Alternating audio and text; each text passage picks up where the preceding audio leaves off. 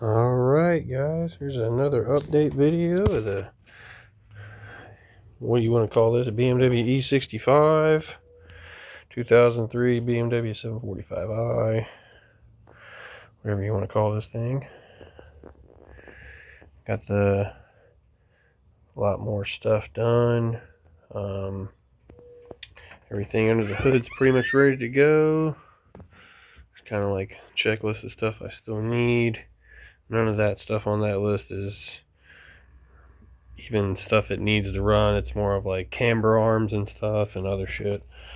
Got the exhaust finally done. There's one piece of it, 3.5 inch stainless all the way back. The downpipe's a 5 inch to 3.5 inch, and it goes down and it's 3.5 inch all the way back. Right towards the end it opens up to 4 inch and then it has like a turn down.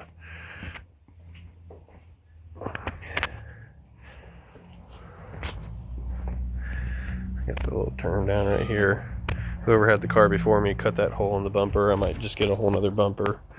I'm currently waiting on another locking perch piece for the bottom of this. There's like a jam nut thing that goes right here. I had to cut, and it ended up getting stuck on the thing from someone putting silver anti-seize on it, and it just kind of locked up, like the aluminum particles or whatever that's in anti-seize just kind of locked it solid and it wouldn't move. I literally had to slice it open with a grinder, but I saved the shock. I'm still waiting for K-Sport to send me a new locking lower spring perch nut collar. I think they called it a collar.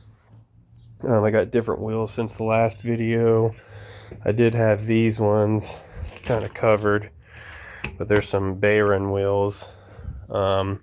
These are some nice Vertini forged. They're a Vertini Magic, and they're the 2.5 inch concave edition, and they are the forged option. So the fronts I think are 20 by 8, 20 by 8.5, and the backs are 20 by 10.5. I got some Continental 285/40 20s in the back, and then some Milestar Interceptors 245/40 in the front. I like the Meteor tire. It's kind of pothole central around where I live, so I'm wanting, something that rides a little nicer. This is the last side. My rotors have done got rusted, brand new rotors and pads. Probably going to take a wire wheel and a drill and clean those off. I did a couple of the other ones. My garage kind of holds moisture.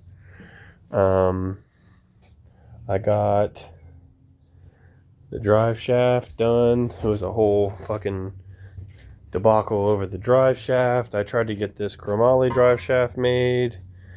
It was a big fucking nightmare. They said it has like 50 thousandths of an inch out of straightness to it, so they tried to weld all these fucking weights on it, 3 ounces of weight. It did balance out with all those weights on there, but that's still not safe. So I went to just a regular steel drive shaft that's 3.5 inch. That one's chromoly, and that one's a 3 inch. This one right here. The one underneath the car though is just a regular 3.5 inch DOM tubing steel drive shaft.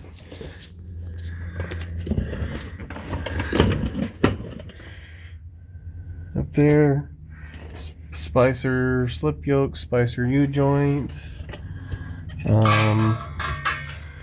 Spicer stuff back here too, Spicer flange yoke, Spicer U-joint, and Seems Legit garage, adapter for the M6 diff.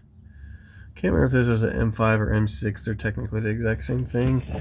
Got the exhaust made to go around the diff cover.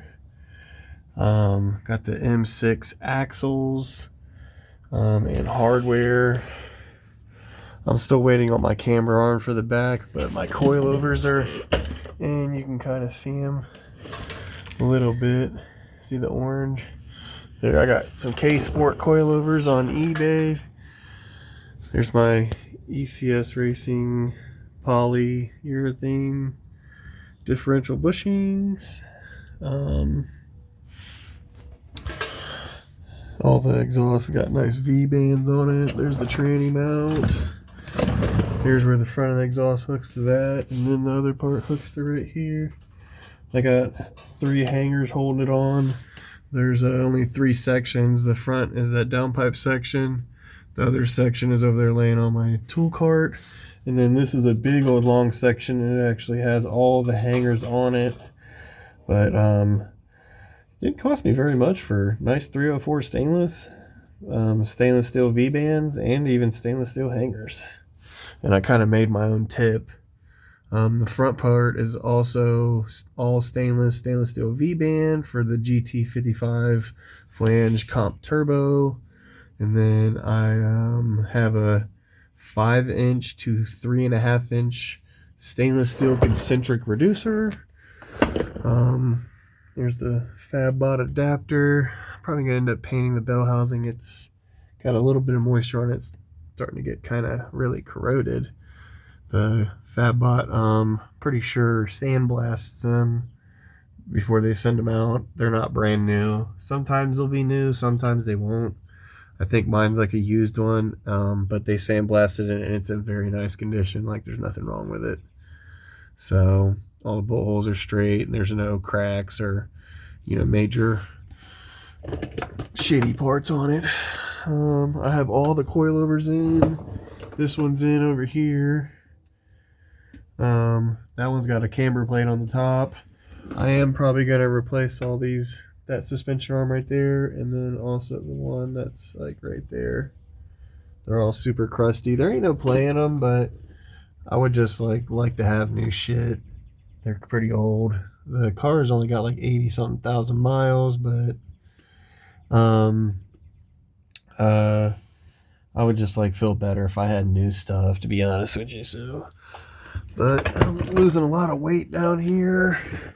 There's how I have the power steering hooked. I don't think I've ever showed that to anybody. I had to like make my own fitting. There's the motor mount.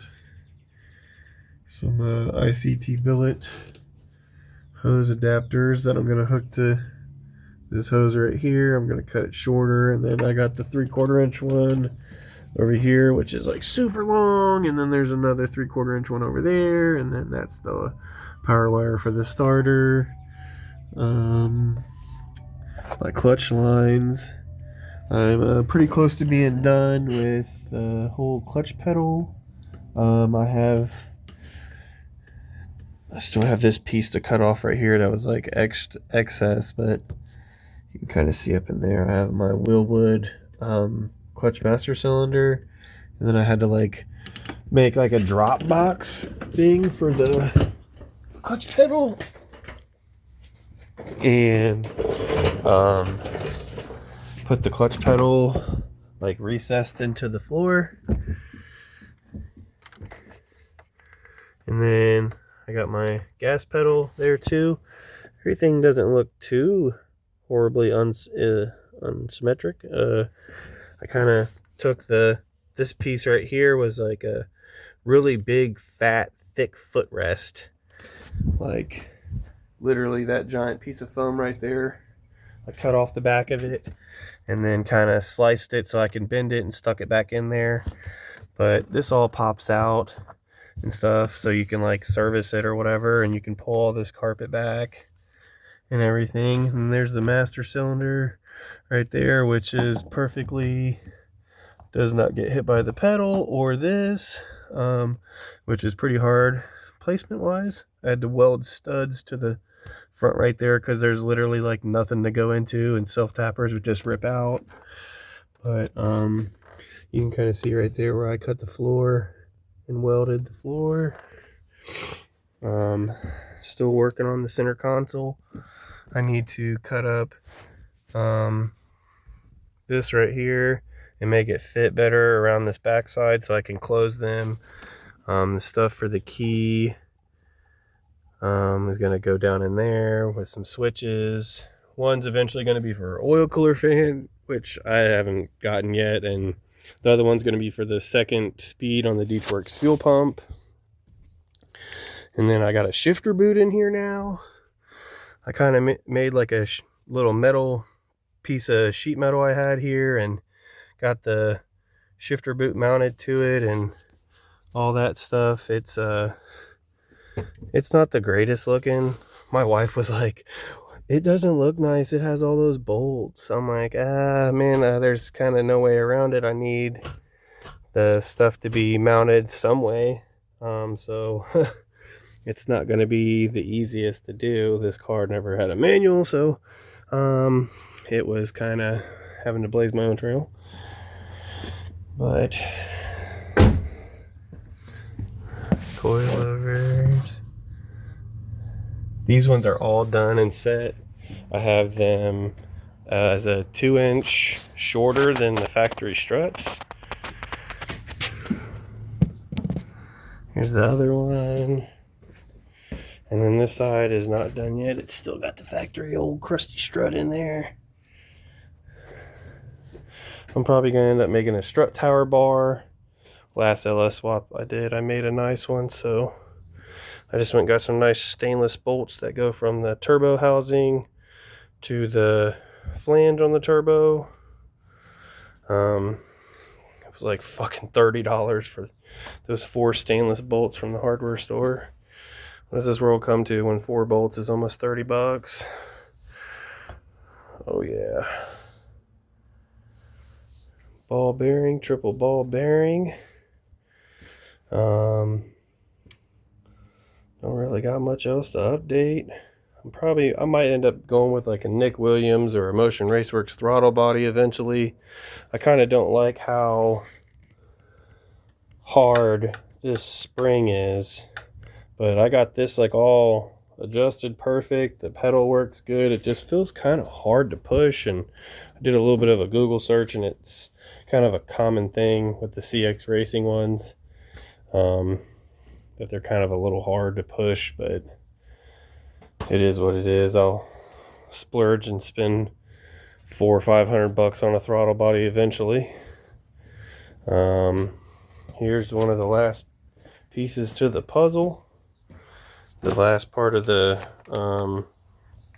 what is this, the FabBot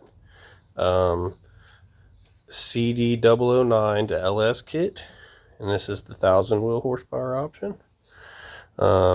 Here's the clutch alignment tool, pressure plate bolts, and some like, I think that's like extreme pressure high temperature lube that goes on the splines. Here's some flywheel bolts. The FabBot kit came with like everything you would need. Came with 4 of these. These things are like 30 or 40 bucks a piece, depending on where you get them. This is like a 2 times over higher pressure plate. See if I can lift this up in one piece. That is the FabBot exclusive. I'm pretty sure they have Monster Clutch make these. This is very similarly identical to the powder coated green that Monster Clutch uses. It just has a lot different center hub that's made for the Nissan Trans. But this is like the same diameter as the T56 clutch. I'm pretty sure this is the 12-inch. And then also the pressure plate, that literally all they had to change was this hub's piece right here. They probably just had that put in there, and it looks pretty hard too. It's like hardened. Looks like the good shit. Hopefully it is the good shit. This car should make a lot of power, so should. If it's not good shit, the car will know really quickly.